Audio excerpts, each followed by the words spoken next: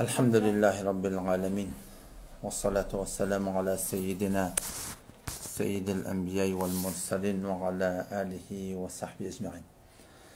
Muhterem Müslüman oğlum, 7. cildete soru cevap adı bilen, posuş pasok adı bilen elhamdülillah vel minne Allah Teala kabul etsin biz hem soğuk qadalman uğruna. Umutluğuş Kabe 70 tiptir. Umut var Rabbim Allah Tebarek ve Teala şüpharım cedet ederi sebep etsin Türkmen ilarasındaki bir toparlata bir yanlışlıklar var. Bir avadan açıklanmayan Türkmen doğrulamız son hakkında bir hak hayti, hakikat hayti bilmeyeni bir yanlışlıkları girmeleri var. İnşallah umut başlarda açılışıp gitsin. Düzgün näme maňa taňa şol awwalky gadim aýdylýan gurun ol. Biz Hanefi mezhep musulmanlyk boldum. Aýdylýan gurunlar hem inşallah awwal ahir Allah bildigimde wara Hanefi mezhepden bolar. Eger haýty bir zatda men bilmenim bilen men utanjym ýok, dogry bir zatda men bilemek demekdir. Haýty bir zat men bilmesem, aňyna ýetip bolmasam, awwal ahir Allah Hudaýdan gorkmaly. Men bilmeýän diýip aýdarym. O inşallah sualimin yaddaş eder, yadar. İnniki cele seçelim inşallah men onu tahqiq ederim. Ve inşallah men aytıp ederim. Hop barayli sorulara awal baştan Müslüman doğulduğum biri sorap bir zat yadan yana qo'yya bir ko'rayin. Yok, sorak aslında gören zat yok. Başka ki Müslüman doğulduğumdan da henüz bir gelip de sorak açık deyip duran yok yine. Hava. Geçenki cildede elhamdülillah vel minne ken gurunlar açıklanıp gitti. Orayla Müslüman'da olan bir yattı.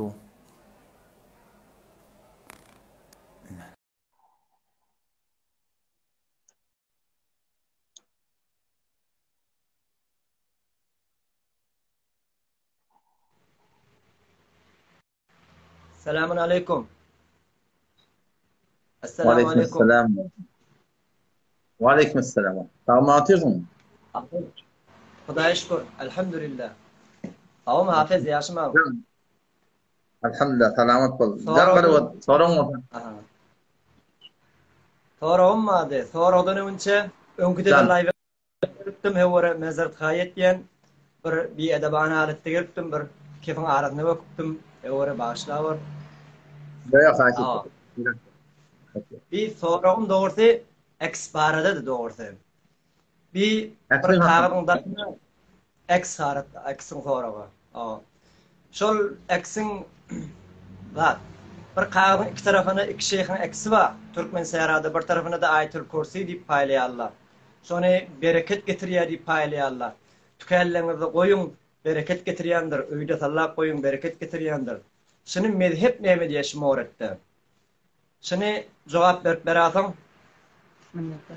Havada men hakkında mezhepten önce bir aytmalı gurun, bir öz 60 yaşan, 70 yaşanın şu gurun sonrası bütün Türkmen il arasında avvaldan aydılan gurun, yürüp gelen gurun her bir öyde canlıların ekri olsa, akım olsun, molla olsun, Türkmen suratında olsun, toğun olsun, sonra meneste atlan var. Hani açık koyanın belki menzerer olsa, Mekke olsa, Medine olsa, derya olsa, bağ olsa, baksa olsa, burada ayıp yok.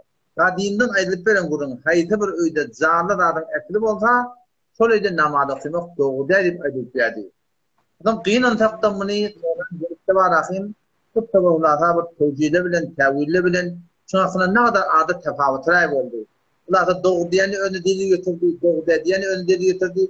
Gel, gudun yer çekildi, gudun yankı bağlılık diyen obada, vergilen tarafta, hadi maksudahun, Allah rahmet etsin benlerini, şu takdirimlerin hücrelerinde, şu taada keyfin 100. yılda yardım ettiğe, evet o kadar ölüm yoktu.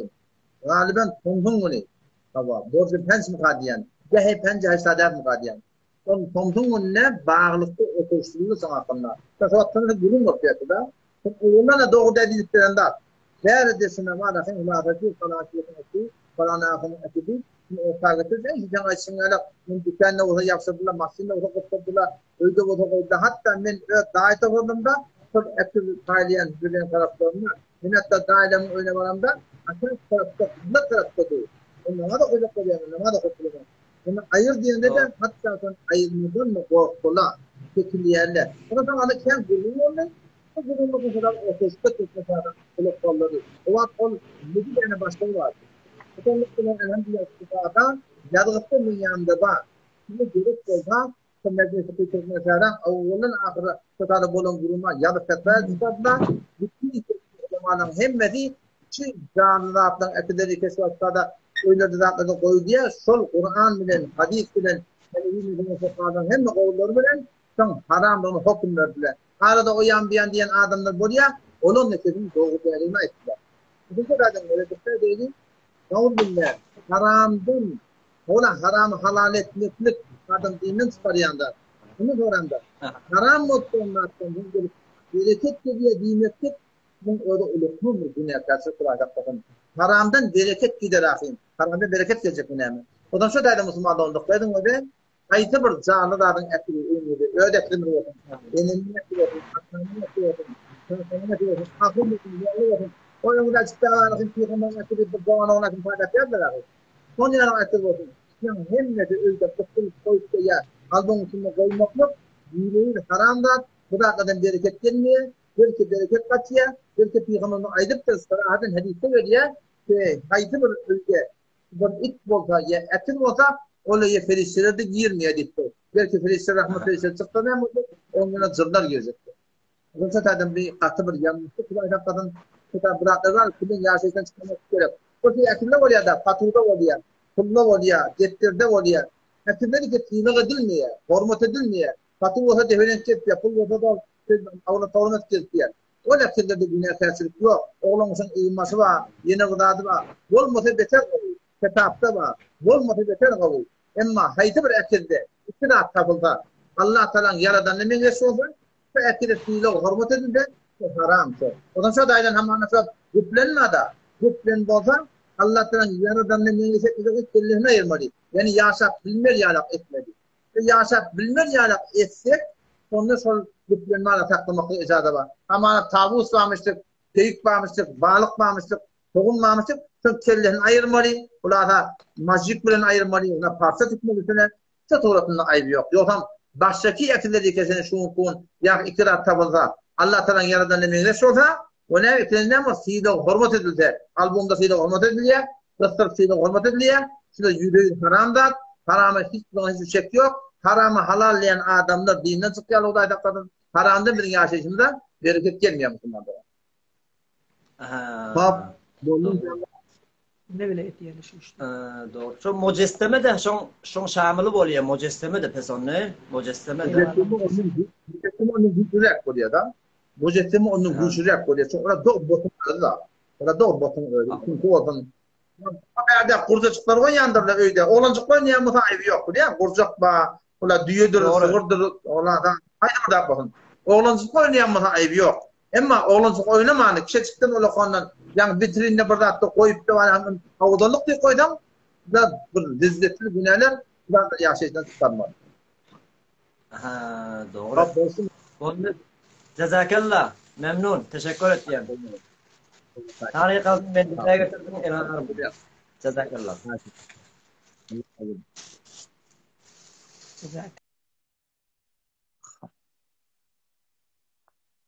Beter yakın şakır şukur beter kenti onu.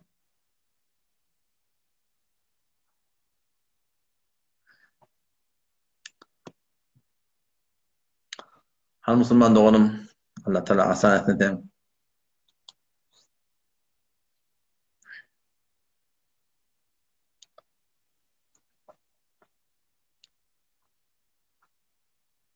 Nimet.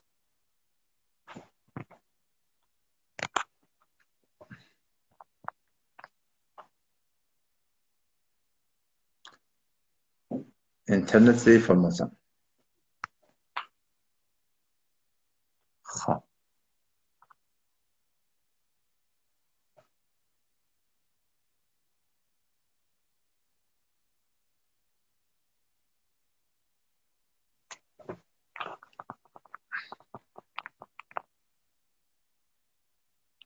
Ahun ağalan bir gelecek yerlik Kolya Süleyman Ahun yol modiptir. Göreli Ahun ağa gete beter gawi kavrak bahs bolan inşallah. Assalamu alaikum ve rahmetullah. Wa aleykümselam ve rahmetullahi ve berekatuh. Ahun ağa gawmy? Assalamu alaikum. Salam atıyorsun. Wa aleykümselam. Setin de gelenak, tasvirin de gelenak. İnternetin zayıf bolýan menki sap sade gelipdi. Bilmem o wagtda ýograk mı näme? Salam atıyorsunmu? Yaxşymı halat bar? Elhamdülillah. Ben Ferşat. Elhamdülillah oğlum. Şu at geldi hava, şu at geldi. Geliyor mu sesim? Şu Hazreti Fatıma aleyhisselam. Vay isteyen hava, Hazreti Fatıma hakkında. İsteyen mi? Hazreti Ali radıyallahu anh gitti ikinci heli üstüne alacak olanı Hazreti Fatıma ökülüp atasının oyuna gitti. Meğer din İslam'da 2'den hilirmek, 3'ten hilirmek meğer azat değil mi? Ne edip peygamber Bağışla Pervan, sesin doğru gelmedi mi? veren yana. Her gün mağduriyet verdi Huday.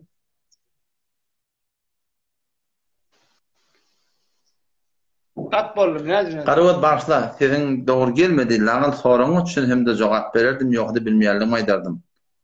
Tesvirin geldi weli asıl kepini düşünülmedim. Bağışla weli. Aýraýyn men seni. Bağışla Pervan. Tora Yamaşadan geläg bolýar. Yamaşadan geläg inşallah. Bu edek bolmady.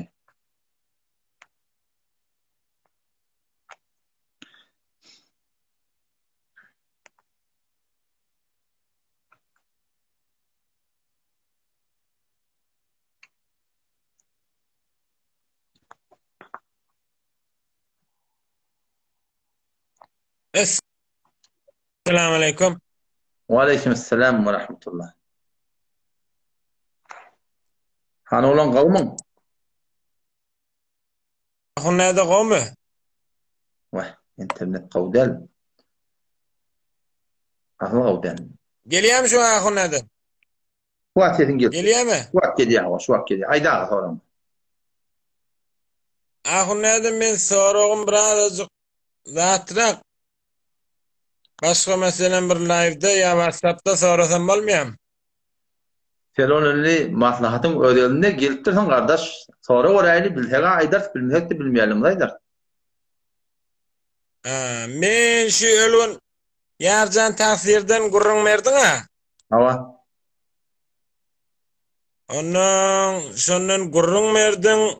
Aýdyň oň gitýän ýoly dogry hatda onuň kynyna oturşyga da çagyrýan näme? Onuň Muhamedcan belki bilen oturşyk etdiňiz. Muhamedcan ahum beherken oturşygy bir yetekille mınna bolun gurrun. Awwalla ol ýa. Ýa men täze gördüm. Awwalla o ýaýradyldy ki, ýöne ol wagtda fazai mejazi bizle däp bolandan kän ýaýraman galdy. Instany güýçli bolandan Instany da goýdum. Hawa aýdaten soraňy. Yo şonu sen aýtdyň ha, ýar taksiriň ýoly, oğlunyň ýoly dogry diýip. Şo täzetdämi? Hawa şu täze gurrun hawa. Täze. Ahun näde şonu meselen özümüz türkmen sünni de, dogry-dämi? Dogry. Şonu ýaly gurrunlar diýene başla elbetde men bir biýedebi ýa biýehtirami etjekbe. Şonu ýaly gurrunlary şu fezai mejazide aýtmasak gowdam. Muning bir gawurun. Ha. Saky demen jogap berendi. Men bir konçka. Awa. Muning beter bir gawurun. Ki şu gurrunde biz ahumdan öz aramyzda açyldyn. İlaryny çykmasyn. Näme gurrun otur şahyna millete inälekem şey. Şuna göre amal etmeli fetwa bertek beter gawy. Emma gynan tapda şol kim aýtýan sürgünüm men gittim bilýärmi?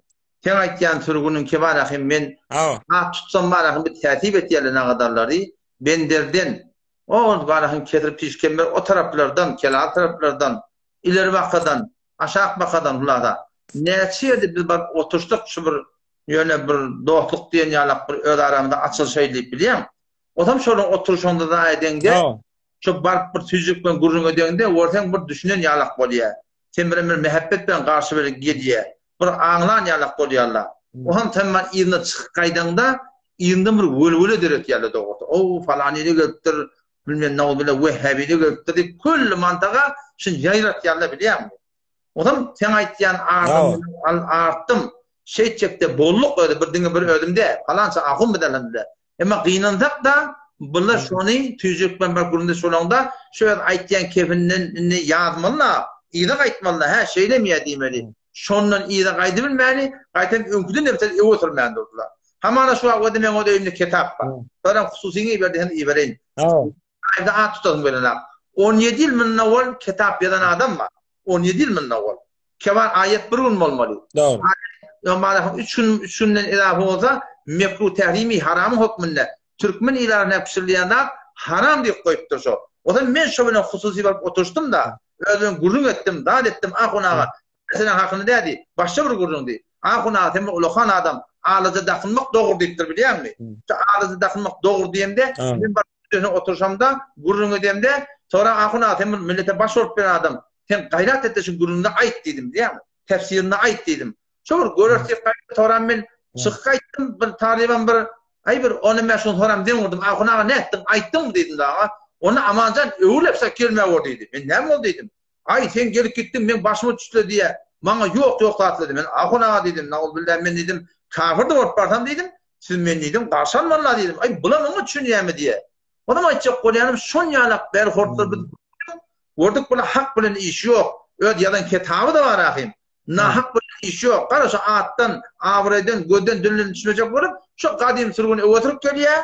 Bir de mecbur bolup da yüze çıkma olup. Yani de mecbur olup yüze çıkamında da, ahul adını tutsam da, sadece Hanefi mezhep şey diye deyip, şulan kıyım adını tutsam da, yanılmıştım falan Hanefi mezhep şeyde, Hanefi mezhep şeyde diymeyen durumunda, bulu olama cımğıdan, cemaatın güppülletmeyen durumda. Ay, bulu ata cımğı olun, ayet namaz olun, burada olun, ay havarda onun ciddi cemaat dörektir ha burada da on bizde näme dedi ham şäherimiz yok ahir ayağa mı oldu adam sen aytyanın gawdat emma bu bilen bir helal etmediler etmeyenler kabul etmeyenler doğru onun ahir nämet ne oldu bilýärmi en şu namayendegany meclis bolýar şura bolýar burada bolýar gelýärler her kime salahiyetten ortak bolýar millet keçýär da ahir aga falanyň liyagaty bar diye.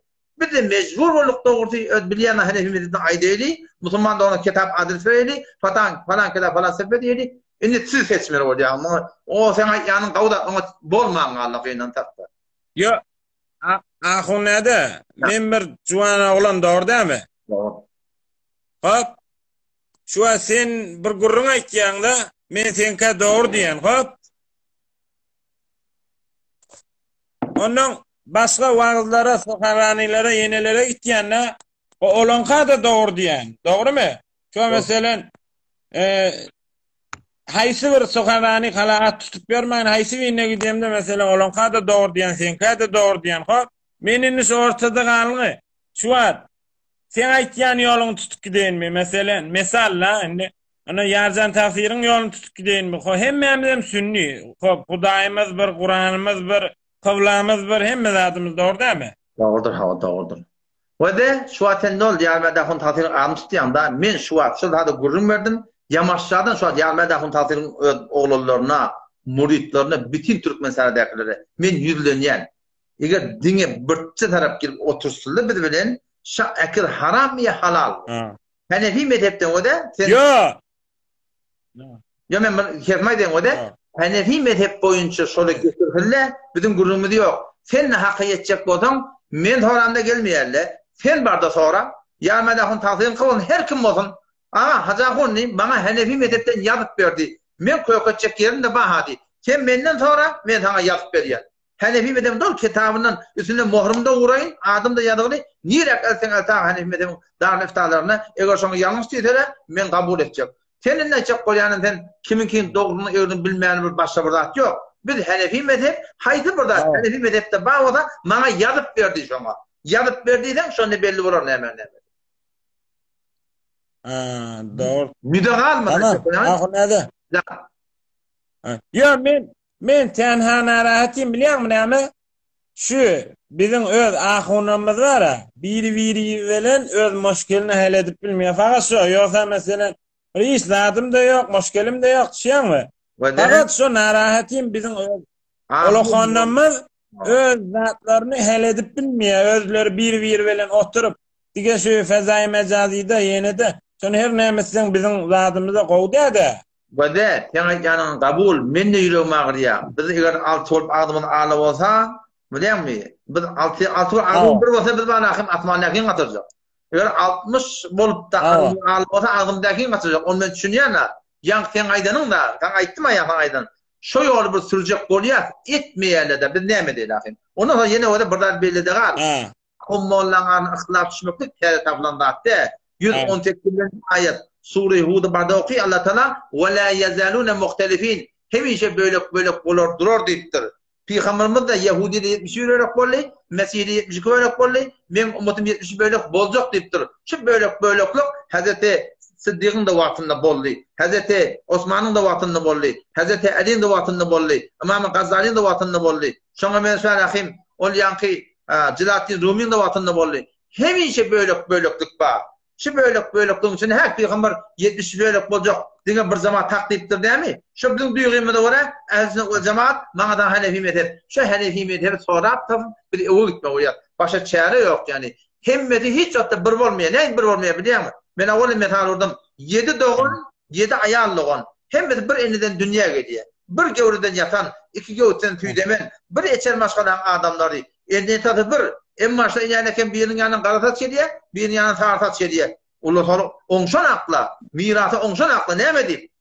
Nefsine birine akta, hakyna qaýıl bolanak, dogra duranak ki dogra. Wagty 7 doğun 7 aýallygyn hakka durmakçylykda bar oňşmaýan moda. Biz ahully da şforumda, bir de hakka durýanymyz bar, nahak etýänimiz de bar. Şu ahullyň hemmeti olgudy ki, oňşa çok goýan siz sada teçmeli bolýar. Siz seçmeli sada, millet seçmeli. Hayta ahun alpayan hak. Anlatacak yol o da, haka edecek onu, anlatacak yol. Dua edin, ya Allah beni hidayet ettim. Men seni Allah başarım, Huday seni anlamar. Sen de Huday Allah başarım vardan. Allah sana onu yalvarım, ya Allah beni hidayet et. Ya Allah beni hakkı koyakad, doğruyum koyakad, ikileciden de. Haydi bir sonra olsa, bana Hanefi mezhepten yazıp verin diye. Bizden sonra bir yazıp vereydi. Olurdan da sonra yazıp versinler. Bir gör haydi doğruya diyorsun. Men ahuna koyacak diye eltipti. Eğer sen aydan yazıp verse, haklığına delil. Yazıp vermese, haklığına deliller. Yani arada da şol, yani da tatın hakkında keplemde, adını tutturmayın birbirine geldi bana şöyle, men hak olsa tabi, ben dedim taze dedim. Bir de ayttık, cevap vermediler. Sen var da sonra dedim, öğrelerinden, nezerilerden öğreyi. Sonra dedim, şu ekliliği koyup durduğun önünde, şu form hareket durdun. Hanefi mezhepte nerede var? 1 gün geçti, 3 gün geçti, 5 gün geçti, 7 gün geçti, 1 ay geçti. Vaktin haber alıyana. Ahırda güt yok sen kafir deyip koyverdi bana. Ben de ne bolýar musulmanlyk onu dedim. Ýöne dedim ýa-da kıyamet günü dedim. Eşhedü en la ilahe illallah ve eşhedü enne Muhammeden abduhu ve resuluh. Şu bilen ýakandan tutar dedim. Kesen gelip kafir diýip atýan adama dedim bilýär. Onu sözüm gıysat böyle başa gödeştirýärler ha. Haka ýetjek bolsaň, doga edeydi. Hanefi mezhebi bileydi. Haydi burada bolsun. Şu wagtda men denana gidip örtmeliyim. Men Hanefi mezhebine ýazyp bereýin. Men ödenananda örtülüyor. Kıyıkta şeyle geldim de şeyle. Hop men şimdi mezhepten gorbaytdım ödüm aydamak. Men şu namehreme salam vermeliler yanağa. Yaş gelin yaş öyle. Bana salam vermeliler. Men onlara salam vermeliler. Men Hanefi mezhebine sana yazıp vereyim tamam. Hemen bulan kıyımda da öyle. Ahunçuluklarının ödünü hele kaçtı biliyor musun? Hop hele bolya da inşallah. Falan hoş olsaydı. Tamam. Boldu gördün öyle. Ahun nerede bolya? Siz seçme olýaňyz. Eýle kandi seçmeňiz ýalak seçme olýan musulmanda gon. Bolya. Bolya goňa dene. Hop, başga kim musulmanda golan biri. Wede diqqatin ştada bir dene denana şu wagt şey gelip bar gurun çyk bolýar da. Hop şer'en dogry da.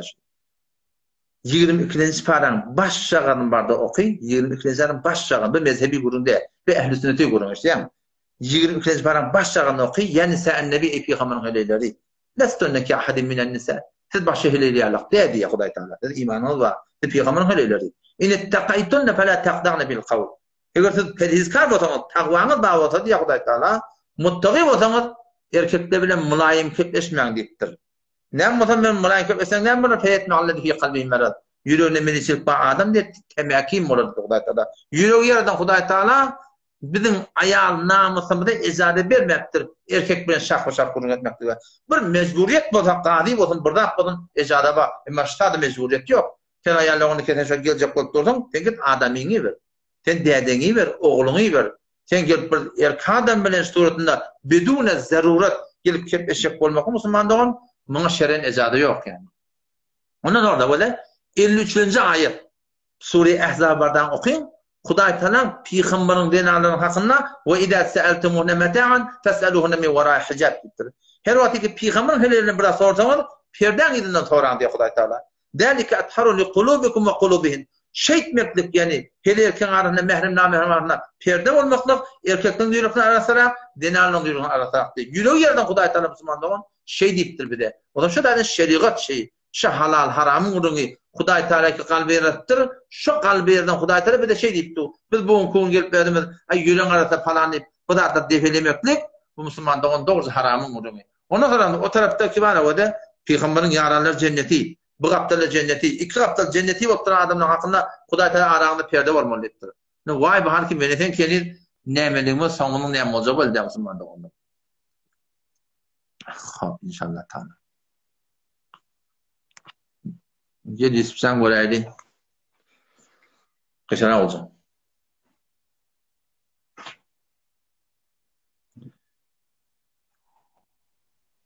Selamun aleyküm.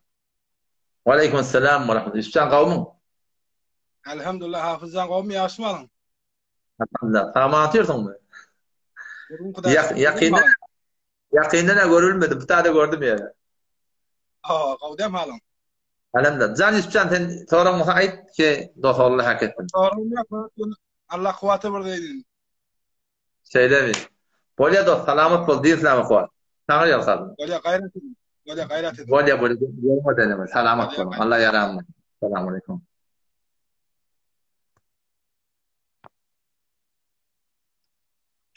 Ha.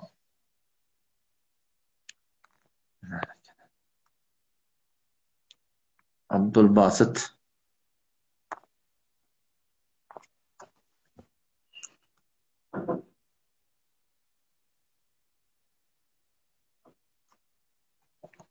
Kelime gıyrak bolly. Ya Hundaý. Assalamu aleyküm. Selamun aleyküm. Wa aleyküm selam. Hana olan kavmin? Kavdem var Hundaýda. Tamam atıyorsun. Tez. Can Karavat işin olsa. Ay kan işimi de yok. Bir derhast berdik seni getirdim defek. Sorup bir fikir gelmeyke eglemeyen getirdim seni defek. Söyle diyor. Ama. Tamam. Oğlun ne etti? Oğlun getmiyor mu? Ya kaval alhamdulillah kaval. Oğlun melek bir okuydum ha Hüzre'de. Simişehir'de İsmail Kari'nin okuydum. İsmail Kari'nin Beter gavi. Allah muvaffak etsin. Beter gavi. Kelala mantakadan öğrendim de. Beter gavi. Allah muvaffak etsin. Bu takasmatta görüyor musun? Bolly. İşim yok beni. Sualım yok. Görüne denen. Bolly. Bolly salam. Görüne denen. Xahiş etsen.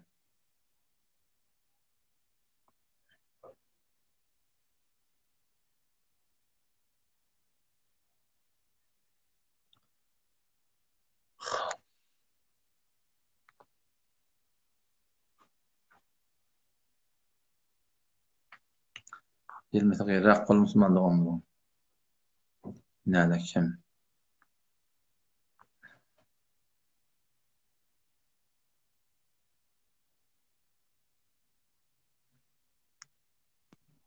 Assalamu alaikum. Aleykümselam. Hana olan kavmin? Tamam atıyorsun mu?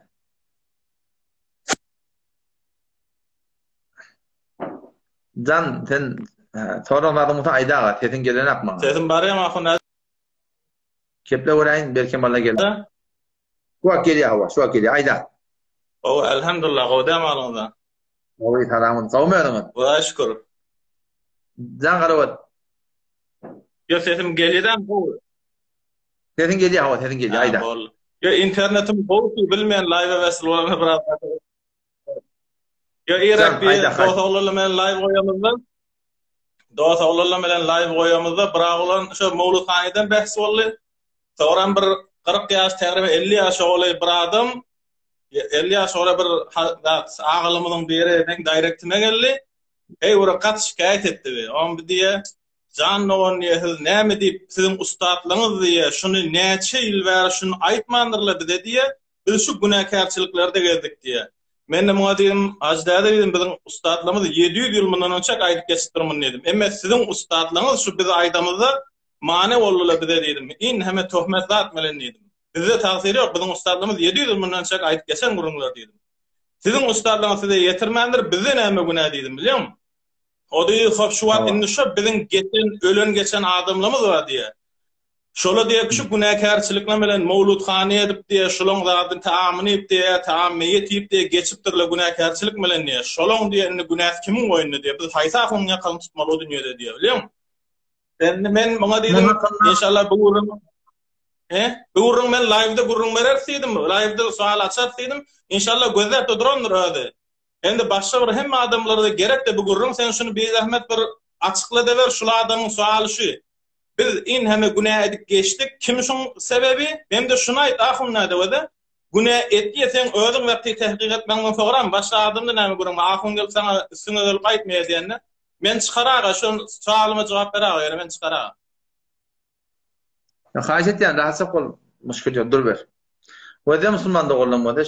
Doğru hadis okuyumuzda ahum olacak yılımız şu diğer okuyumuzda Meşkat gibi bir kitabımız var. Şunda bir hadis geçti. Ustad'dan eşten gurulmay deyin. Ustadım şu da Peygamber'in bir mübarek hadisi var. Men efte bi gayri ilmin. Haytı bir adam bidunez ilm fetva berse deyiptir. Om adamlarda gumrah ediptir. Yoldan çıkar ediptir. Şolun gumrah eden adamdan günah ediptir. Şu gumrah eden adam boyuna buraya ediptir. Bir mantığa bolsa öde. Bir mantığa bolsa ki kullun hakaytiyan yok bolsa. Sen maraqim hiç bir millet bir rozene yok. Bir düşünür yarak başa aydıp duran yok. Ha millet şey diketpiye. Ol ahuna başa fetva verip ketpiye. Şun yalak yerde günah kim boyuna? Şol ahunun boyuna kim millete fetva veriptir. Şu adamı gumrah etti. Onu almıyor. Onu bilmiyor. Ama buun kun ki fezai mecazi ortak kelegri sorumluluğu yağday tabılığını buun men bilmedim diyen odur bahane bolmayan. Belki sen rahatçak bilip başarıyordun. Yani geçen soruda ayttim örneğin aytıp durmayın. Sen rahatçak ölçü ahunun ana düşen gurrunları sen öz mezhebinden sonra rahatçak alıp başarıyordun. Muhakkep de yok, gurrun da yok. İnni ahunun boyuna deyip bolmayan. Belki inni sorumlu, inni hak aydılıptı, değilipti. Sadece Hanefi mezhebi ona Hacı Ahun bana yazıp verdiysen maraqim 98 gurunun nemeli belli oluyor. Dine şendin da Ahun ağalara. Haydi bir adam olsun. Men bunu her kim olsun. Bana yazıp verdi ikilezden başka koykaçacak yerinde badi. Şu iki rahat aydılsa o zaman tam aytcan kebinin hakkına haklığı şun yüzügönden inşallah bilsem bu. Bolum inşallah tabi. İnşallah. Bolyarın nehine başka bu tamam ya ödüleri eştin dedim de başa tamam. Bolya Allah bereket ben ismi. Bolya.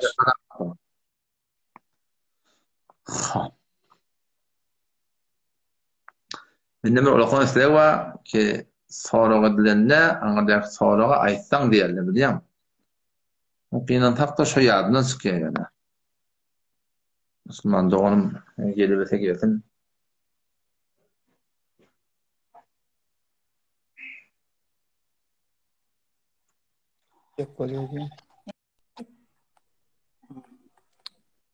Selamun aleyküm. Ben islap durumu getirdim ben. Net kat oldu. Selamun aleyküm. Selamun aleyküm. Yaşıl. Wa aleyküm selam. Yaşıl kavmunuz. Elhamdülillah. Cahun yaşım var hanım. Elhamdülillah. Sağma atıyorsun bu. Qav elhamdülillah. Men qiyt xajor sorum da Cahun. Vaktini almayın. Beyleki doğruluğunda vaktini almayın. Evvel enqilabda musadara olan yerli var. elbette näçe aýlamypdyr, Bunyady Musazzafan, Bunyady näme, ahir gelipdir bir karhanaye Nizamabadda, Kummettek, Nizamabad diye bir şäherimiz bar. Şu taýda bir karhana gelen, şu ahirde karhana şon öz kargerlerine paýlap satypdyr. O bende Hodala alıpdyr, indi şu kargerler satýarlar şu yerleri. Indi şu yerleri almak bizim mezhebimizde, Ebu Hanife'nin mezhebinde soracak koýar, aya şu wagt ýagdaýda dogrymy, dogry dämi şonu almak şondur. Eger elbette suala cevap vermek bir kadar işgali kıyın boljakda bolsa, men direktime cevap bere diýjek bolan. Eger cevap bersen de gowuz. Yok. Olacak kıyınçılık yok. Son ben şu mesele önümde giyir ettim. Ben bizim öýümde de şu şurayı yerden zaten berdile biliyor musun? Olam şondan ben şon izine kän düştüm. O Belustan darlıklarına beýleşen habarlaryndan. Nahaýaten o berilen jogapçy boldy. Şol döwlet haýan bir de beren ýerleri näçe forum. Bir toparara Tokoy milletin awal yatan martasy, bir zady. Şon ýala gelip millete bar bölüp berdi. Hop mümkin bir müşkili yok. Bir tovar yerli de var Türkmen idaratında şu geçen baýagala zorasına salıp daş döwren dolap yol vermäni bir zat etmän basyp alypdyrlar. Burada sonra döwlet haga aldy. Başga toratynda bar ahim şu milletin hakyny berdi. Yerine yetdi. Bulan da irad yok. Şoňa mene şöyle awal sanam boldy, ýankaýdanım. Yani bar ahim bir ýatan yer döwlet paýlapdyr. Bunda müşkil yok. İkinji yer daş döwren gabap burada zorasına salyp aldylar. Ondan sonra döwlet aldy paýlady. Bunda da irat yok. Emma ol bir yerleri ki şu kadim baýlap pul berip alypdyrlar. Millet de öz radylygyny satypdyrlar. Şola bir de dogurda daýy. Otam wagty ki burada dogurda neslaylanmaklyk bilen dogry bolmaýar. Wagty ki burdaň düýme ördämi? Dogry bolýar. Otam şu daýdan aňyrsa dogry bolsa halaljak alamali, aňyrsa dogry bolmasa almalydy. Sağ bolajak. Ýa-da aýma salamat bol. Toýuňda gaýsy. Eşi şurayı yere öğrenim de giyir ettim biliyor musun? O ecem pakayla şuan berilip de daha etti. Oğum toran ben şunu ödeyen ki Abdullah'ın Ahunzade şiyan ki Abdullah'ın ya bağışla Abdullah'cı Ahunzade var. Abdullah'cı Ahunzade karhane pemez var akkala girmekken benderden aşın baryakan akkala. O şurada da ben şahsen şurada ben gurun ettim. Bizim yerlemin şolun yerlerinden. Şon oğlu Abdülnasır Hacı diye şolun yerlerinden. O da ben şahacağım ki kurdu şolun radib otam onu radib olacaklar. Çok doğrusu. Radib olacaklar diyor. Ben orada kalktık gaharda soram elhamdülillah vel minne Hudaýdan köp şükür mene şu soram şu yerden doğru deyip bir dene kılla almadı doğru. Ne mota qalanlar böleşdiler Hudaýa köp şükür şondan almadım. Hop musulman doğrulamını göreyli. Söylemeden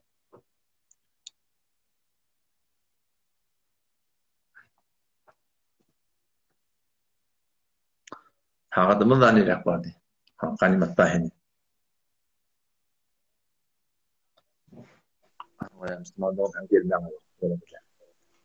Selamun aleyküm. Ve aleyküm selam. Sağ atıyordun mu? Şükürler. Hacağa kurun Allah. Kuvat ver hacağa. Allah şükür. Kavmet hanım. Benim şükürler. Can ağam işim o da. Elhamdülillah. Şimdi Salih Şesno'da atam ayrıldı. Benim 16-17 yaşımdaydım. Onun son öğrenim gıyram vardı. O yaş benden yaştı. Kardeşim var benden yaştı. Anam vardı. Onun son o terk ettiler bunu yedisine. Bir de o yaş. O üç kıyıda ere gidikli. Çağası vardı.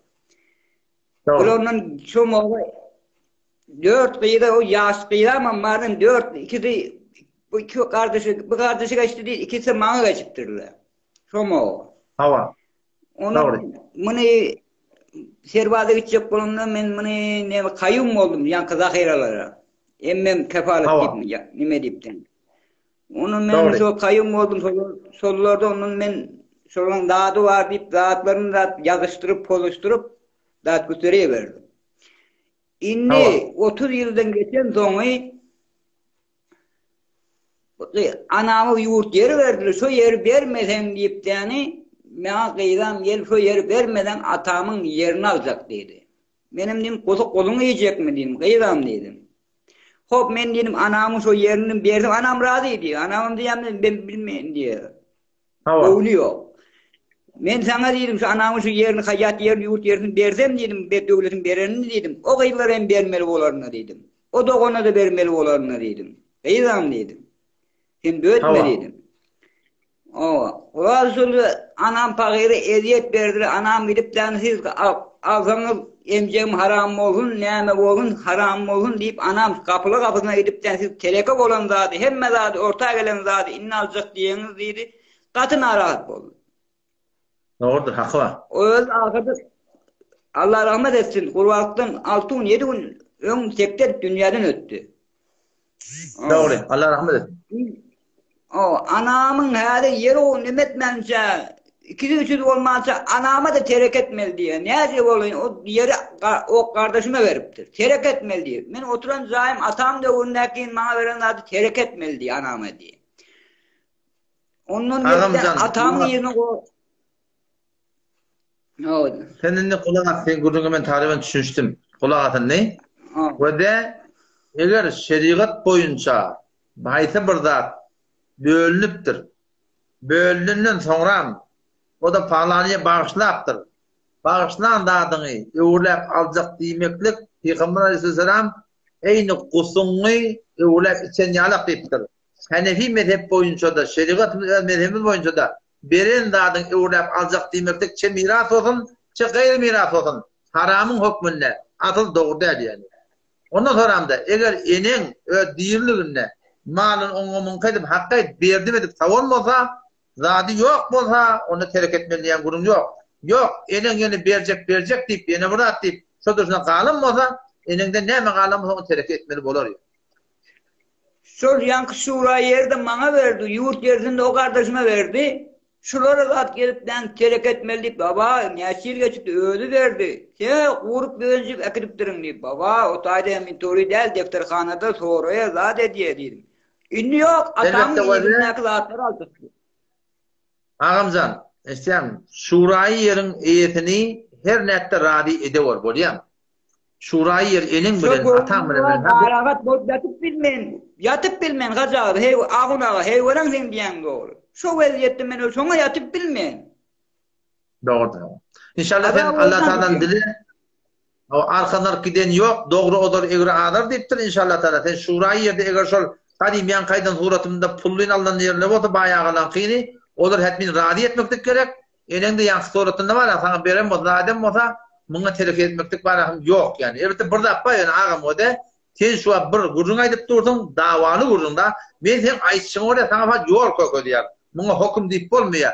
Asıl bunyalık gurrunlarda iki taraf eşittirmeli, iki taraf kulak asmalı, eşitmeli, o da hukum vermeli. Yemeğe aydanın şu an sana hukum değil.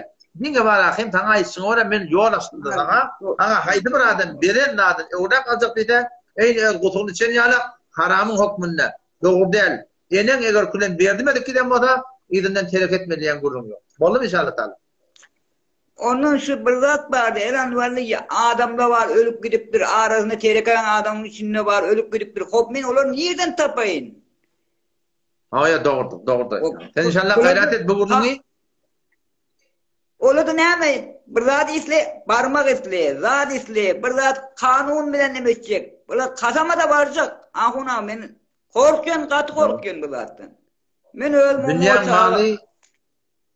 Dünya mali katı adam haylayandır. Katı iman haylayandır. Dünya malına doğurdurmaklık en güçlü iman şonuna gerek diye olamalı. Berdeki imanla namaz okuyup arada tutturuya, dekat de verdiraya, hezap da rahat ettiraya, takkalla ve verdaya yöne şun iman, kuvvetli iman şu dünya malına baranı haylanıyor. Hop, böyle ağam senin mağanı ezale verir. Selamet ve Tanrı'ya kalın. Böyle golmo dedi. Allah yaramda. Hop, Müslümanlık olan bir sağdığımızda Taliban doğrup barşı. Beter uzaklaştırsak da mümkün keyfi yok. Hop, bunu gödecek adamla da bir evun adamını gödeyebilsek o adamını. 3 saat live koysak sonra kim gödeyebilecek onu? Müslümanlık onun gelebilmedi. Öyle. Yeni bir work kurayın.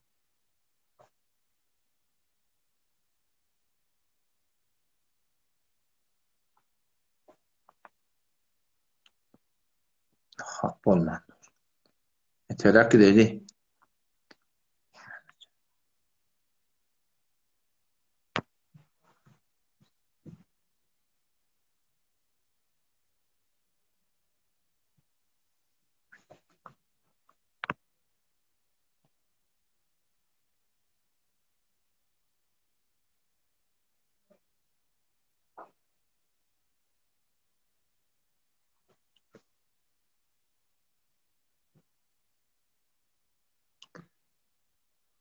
ويدشترون كان ولي أنا كم الحمد لله. السلام عليكم. السلام عليكم. وعليكم السلام ورحمة الله قوم. أخير زان قومه. الله سلامات. سلامات القوم. ورغنا يلا. اللي جان تيمم. الله أخوات. أولا. زان اللي جان إيش مضى؟ من نوبام بر إسلام ماده. Türkmen bütün muhterem ustadlarından, ahurlarından, hevze yörtiyerlerden, tedris etiyerlerden haşimiz var, iltimasımız var. Gelip sidiyana ulamalı ve kenarına oturuşup şu muşkelatı helesteli betir olacak. Ne mi deyip bizim Türkmen sehramız ağdı dil birçiliğe mutehet bulmana ihtiyacı var. Tayinki abadani yeter. Yoksa bir Türkmen sehramızın katı çaşıp var ya ezher lahaz men bütün şahullardan ustadlardan islemizsi belki live'ı gördüğünde bağ olsun sesimiz eşitille belki vojdarlar bir tekani yiyasınlar inşallah. Ve de Alican Huday Teala'nın öz pak kelamına bir aydan gurunma. Her kim lefse bagye oluyor da. Kur'an'ı var rahat serçetten oluyor. Bagye. Lefse bagyani eğer serçetten Kur'an'la bagye diyene bakıcılık güdünden. Düşmançılık güdünden. Allah Tebarek ve Teala Kur'an'la şi ve ahum molla hakkında geçen milletlerin hakkında ayıptır. Ve ma teferraku bölük olmadılar diye. İlla min ba'di ma ca'humul ilmu ilm orta gelinden sonra bölük bolla ne mi sebep oldu bagyen beynihum aralarında bakıcılık var diye Huday Teala. O zaman çok koyanın bir ahum molla eğer bağın hak perest olsak hakka tabi olacak olsak hakkı niyetlen adı de yine şu yüde çıkmaklıkken avudan marahımı anlat bulmanı bizim ahum mollamın anlayak düşmançılıkla şu adavatla şu kine kuduretle köpsi anırtında bakıcılık var. Men nimeklik var. Öyle aydan kefinden iyide kayıtmasılık var. Öyle kitabını iyi ver desen iyi vereyim. Cildinden iyi vereyim. Yani gurun başında ettim. Hazakun öyle kitap yaptır. Türkmen ilanına köp adam ile şikayet bir. Kitap yaptır öyle 17 yıl naval. Ayette bir var mallıktır. Biz şu konuşan aydamızda şart çıkaracak olalım millet. Baba sen takdir edip vereniz 17 yıl naval ettirmeniydi. Şu sizin takdiriniz ayette 3 gün var mal. Ayet 3 gün tutmalı. 3 günden edafa mekruh tehrimi yani haram hükmünde deyiptir. 17 yıl naval. Bir aydamda yürekleri alacak olalım. Şolan takdirleri şavadaydı koyuptur. Şimdi şirliyanatı Türkmen ilarına haram şirlik koyuptur. Kop bu da şitadı şolan konuşan aycık koyuptur, aydı bilmeyiptir. Kop inniki aydılttığı değil mi? Şu da kömekçi olacak da şu adından korkuyor, avrayından korkuyor, muğetinden korkuyor, şeydi bir ağdalımı ayrılmıyor arada. Şimdi bilir mi? Muşkül şitadı işte mi? Muşkül şitadı palan çımın nefer iğneş gelip ya Allah tevfik versin. Ben Allah bilen kasım. Vallahi billahi tillahi. Hayti bir şu hücriyettin ahum mollada. Hakkı versinler. Hanefi mezhebe versinler. Biz şun kaptalına marahim. Şolun marahim kömekçisi olup biz kaptalda durmana teyyar. Biz başlık almadan şimdi ölemde. Millete baş olmadan şimdi ölemde. Bir de şeriat yürüyorsun. Kıyınan takta kanunlarda şeyler. Şu an haramiyeti halal ettirdiler. Kop gelin otursun açılsın ağa. Bağın halal mı? Bir de şunu üyecek. Ekel haram diyemenin bana pul çıkanak mı? Bana ondan peyda yok. Şunu biliriz. Ne kadar rahatla var. Ki kıyınındak da şu ahum olan ahlakı ağırına hak peresti umumi yok. Hak pesendi yok. Hakka tabi olmak yok. Belki Allah Teala bagyen beynihum. Bakıcılık badiptir. Şu direktli ve ahum olanı biri bilmeye doğru. Her gayetinde illa maşallah himmeti baydamak umumi turutuna hakiyet benimle adı içinde hak diyerler eken hem başladı ki başvuru otuylara şimdi başvuru bir oluşulmanın yettiğulla bir de kaptal yaşayan adam ne mektecimiz var ne hücremiz var doğrusu hiç tak yok bu da şey formül gelip bir de doğrusunun Hücre ders vermeye teyyar. Şunun var yanıma kul olup gelmeye teyyar bir müşkülümüz yok. Yani kıyınan takta bula, yan taydanım, birlikmer bula. Birleşmerle ne mi deyip? Şun kitabı uymuyarlar, şeriatı uymuyarlar, Hanefi mezhebe uymuyarlar. Üyen olsam, Bismillahirrahmanirrahim yol. Kepte yok, kurunda yok, ben teyyar da. Onu bir zat diyeyim Allah Teala'dan dilemeli bil. Allah Tebarek ve Teala emmemiz doğru yola hidayet etsin. Dua Berekallahu ve da sadece vurun şu adet çelin babelet inçeme oğullar şu bu bizim yanına geliyene de inçeme oğullara oğullar doganigi de galiyerler nemetçen bilen aklar ama Allah'ın tembey diyen o da bey diye men aytiyen kebim şey ağa hekime çıkını ödüyoracak dua edin diyen ya Allah her rahım burada attıyıptı o burada attıyı ben burada attıyı mene alım yok ya Rabbi Allah men doğru hidayet et ya Allah men doğru yol aytiyen yolu hidayet et deyip aydamda İnçeme adamlar Peygamber Aleyhisselam'ın içine gördüler. İnçeme adamlar doğru yol, şu yol hak deyip sorun. Huday zaten yok şunlar da. وَمَنْ يُؤْمِنْ بِاللّٰهِ يَهْدِ قَلْبَ diye. Herkim Allah Teala'ya yakin etti. Şundan dileten. وَيَهْدِ İلَيْهِ مَنْ يُنِيبْ. İnabet etten, yalvardan hidayet edecek deyip durdu. Alemle sonra yol açılır Müslüman doğru. Bütün Müslüman doğru. Dikkat edin öyle. Biz ahım olan ıslaflar, zatlar bu haktan çürüyüm de. Bunun at ba, avray ba, makam ba, mensep ba, riyasat ba. Öl 17 yıl mı o yadan kitabını ki haram deyiptir. Ödeyip ki ödemeyenlik ketpiye. Hücre falan var ilk ketpiye. Biz de şunu gödep durdun onu başaramazsa ne mi değil? Siz seçmeli oluyorsunuz. Açık olun. Kandi seçsini diyalak, namayinde seçsini diyalak, şura seçsini diyalak. Bir ahım olan seçsini alacaksın. Gör kim Hanefi mezhebi oraya. Dua edin, mezhebiniz bilin. İnşallah yakında size yol açar inşallah. Bolum inşallah Teala. Dine dünyanın abat bozun. Tanrı yapsın.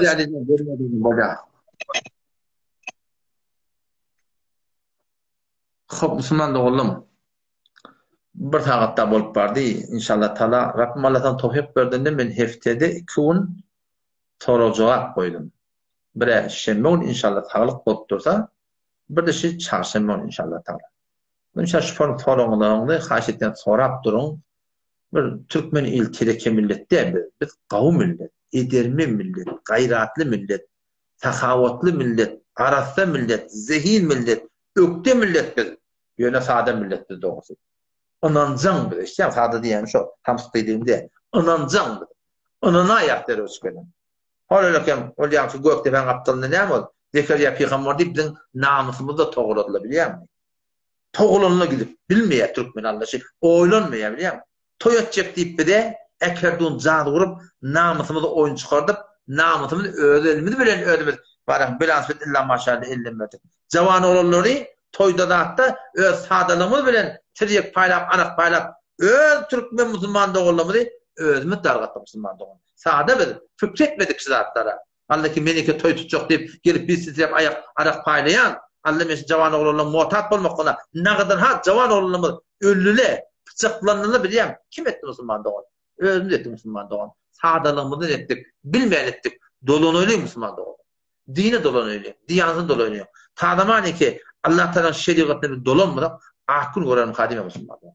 Akıl evet görmez Müslüman doğan. Yekece bir nezat verecekler dini İslam Müslüman doğan. Akılın o ıhtilafı deyip durma. Aha doktorların da ıhtilafı. Sen doktorun kavusuna varmayan mı? Sen tenaşkarların da kavusu var. Kolla bitse var. Bilansı. Cuşkarcının da şeyle. Nanu alan da şeyle. Her bir cemaatta var. Kavutta var, telekette var. Şolar seçiyen değil mi? Çünkü hayta akun kavut deyip yok desin. İdarlanmalılar şimdi. Hay kim hakayt diye. Kim mezhebe orayet diye. Ne yapalım doktor haylatta var hayatım. Ne yapalım telaşkar haylatta var hayatım. Ne yapalım çörükçün haylatta var hayatım. Şu kavu çörük çörüye. Şu doğru. Şu el doğru diyardım değil mi? Müslüman doğan. Biz akım olan da hakkında da karşımız. Ben diyeyim mi? Ben doğru. Ben doğru diye bakayım ha. Ben doğruluğumu biliyorum. Ben zaten doğru demek hakim yok. Sen git tahkik et Müslüman. Dua edin. Allah Teala hadi de şeyden. Hudaydan gönderdim var. Ya Allah men hidayet et. Ya Allah men doğru yol sal. Ödüne yalvarın ve Hanefi mezhepten soraptırın. Haydi burada hadi. Şu atama sıfıramı elin dua etmeli mi? Elin kaldırmalı. Dua etmeli elin kaldırmalı. Ben sana mezhepten yazıp veriyorum. Oradan da gitti sonra. Ha, sorap verin hava. Ahca hoş nerede var? Mezhepte bana yazıp verdi. Ama adam rahmetullahi aleyh fevq takassus şu. Mesela gözümüz ağrınan umudukları var ama diyanatımızda da her bir kime anam etmeli. Mezhepte girip veren adamda bir de deli Müslüman doğan. hep bana tağı değil Müslüman doğru.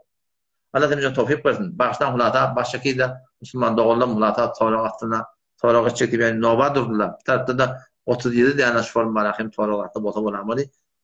Kalk göreyim. Havada in hemen gurunda kaptalı gelittir. Müslümanın başlan.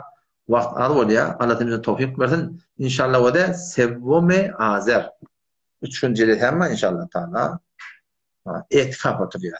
Her kim oturmana tayin var. Gelin inşallah görün. Gözünü veriyorum görün ağzı. Biz adamiyim de akıl. Ödünü görün. Berliyen gururunda ödünü oturun. Ünsünüze batmasın Müslüman doğun. Teala'nı ödünü veriyorum. Esselamu Aleyküm ve Rahmetullah.